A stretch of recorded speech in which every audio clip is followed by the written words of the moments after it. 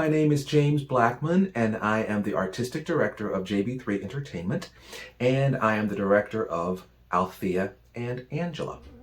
I've searched for you. I travel on when hope was gone.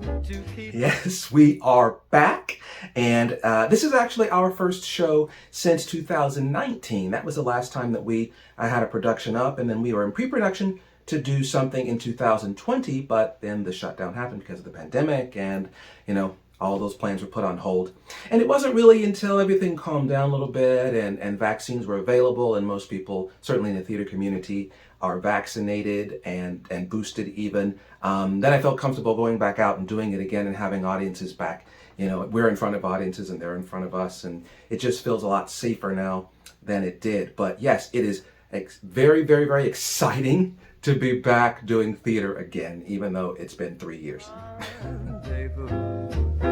I knew somewhere, sometime, somehow, you'd look at me and I would see the smile you're smiling. Yes, to all of that. I am friends with the playwright, and actually Todd Olson, who is the playwright and adapted this.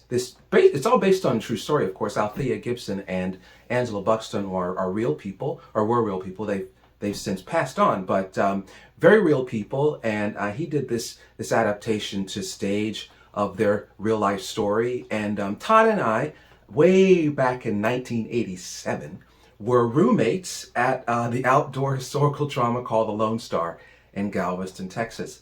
And then a few years ago on Facebook, we reconnected, and probably about a year ago or so, he put out a post on Facebook saying that he had some plays that he was made available to people that he knew in theater community to do if they wanted to produce. And of course I said, hey Todd, I'll do your shows. And this one, because I'm a tennis fan, jumped out at me immediately. But then I actually considered doing something else. He also had an Agatha Christie adaptation that I really liked, and I was going to do that. And then I realized, to be the first show back that we hadn't done, in 3 years, perhaps I was a little ambitious, because that show had a big cast, and it's just way a lot of show that I didn't want to do on the first time, jumping back into it. So this show only has 3 characters. It's much more manageable piece to be able to put a lot of energy in to make really, really great. Or in New York, in gay party, or even London town. No more. So Althea and Angela is the story of best friends Althea Gibson, who was a black woman from Harlem, and Angela Buxton, who was a Jewish woman from England, and how they forged a professional relationship that won them a Wimbledon championship in 1957. It's a story about friendship, and it's a story about best friends. And it's also a story about persevering in the face of racism and anti-Semitism. I say that this is really not about overcoming racism. They didn't overcome it, but they persevered through it. And on the other side of their perseverance, they became champions. In fact, the reason that they played doubles together and became doubles champions in the first place was because no one else would play with them. No one wanted to play with the Jewish woman, and no one wanted to play with the black women, and so they decided to become partners. And the rest, as they say, is history.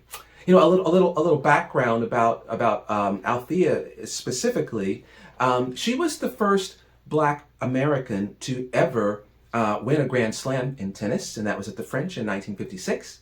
And then in 1957, she became the first Black American to ever win Wimbledon when she won a singles championship. And then later that day, with Angela Buxton, they won the doubles championship as well. Althea, she had a rough life, and she wasn't really able to capitalize on her fame the way that the young ones are today. She didn't really have a lot of money throughout her career, although she did a lot of things. She recorded an album. In fact, the music that you're listening to in between the segments of this is Althea Gibson singing, and her music is in the show as well. In fact, Jamie Horn, who plays Althea, sings one of her songs that she sang. Well, I don't know if she actually sang this song on the Ed Sullivan Show, but we do a little homage to her singing on the Ed Sullivan Show, and Jamie actually sings one of Althea's Althea's songs. You know, in one of the trailers that we put out, it says before Venus and Serena and Sloane Stevens and before Coco Gauff and before Naomi Osaka and even before Arthur Ashe, there was Althea Gibson. At the end of the day, this is a story about friendship and the power of friendship and how, you know, the show opens with a phone call that one makes to the other, a desperate phone call. In fact, Althea is kind of down on her luck and not doing well, and she's been sick and she's been having some health issues. And she calls her friend Angela in a moment of desperation, and Angela then is moved into action to help her best friend.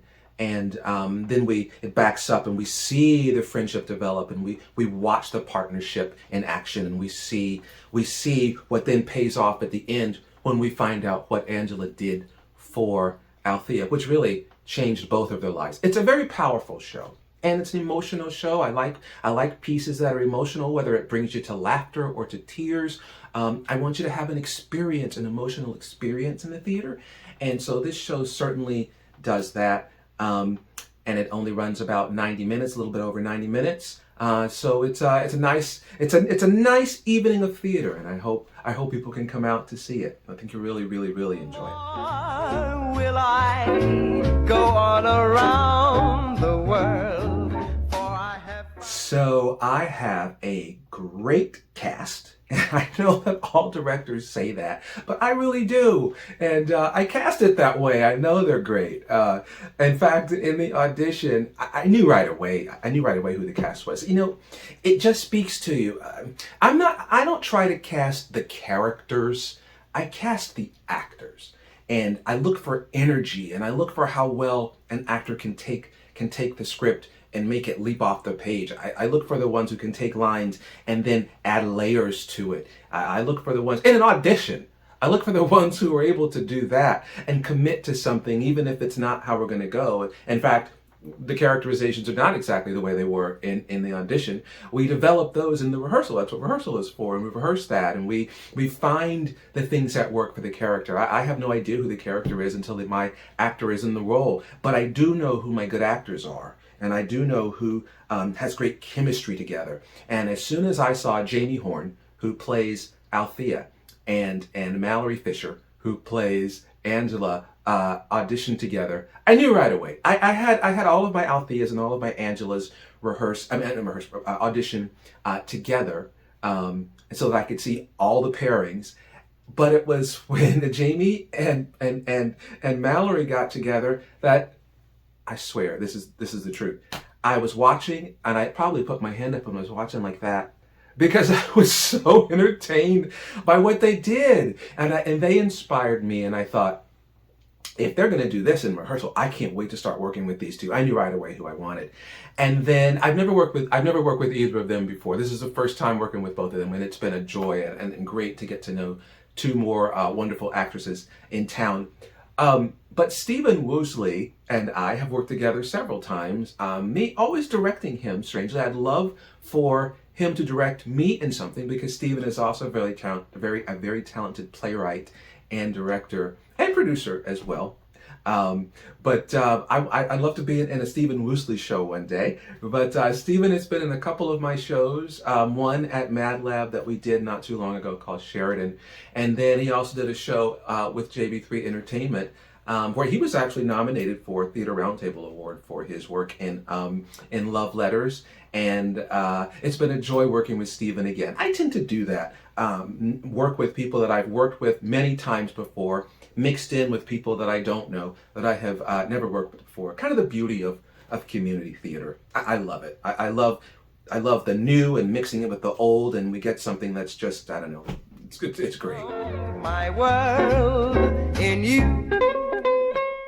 Well, the only other thing that I want to say is that Althea and Angela runs August the 11th through the 27th on weekends. We open on a Thursday, but we run on weekends through August the 27th, Fridays and Saturdays, no shows on Sunday. And all shows are at 7 p.m. and all shows are at are at Mad Lab Theater, 227 North 3rd Street. Oh, I should say this too. Althea and Angela contains racist language. I mean, the show is set in the 50s, and it is about a black woman and a Jewish woman that nobody wanted to play tennis with, and people were not kind. People in the stands yelled all sorts of things.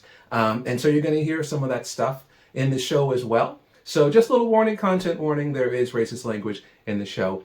But it's a great show, and it's very entertaining, and it's a compelling piece of theater, and I think audiences will really, really, really enjoy it. So I hope to see you there. If you'd like tickets to the show, please, you can click on the QR code that's on the screen, or you can go to jb3entertainment.com. That was jb3entertainment, and I hope that's on the screen as well. I think it will be .com, and then you can explore the site, but you can also get tickets from there, and you can also pay at the door if you'd like. It is probably best if you buy tickets in advance, though.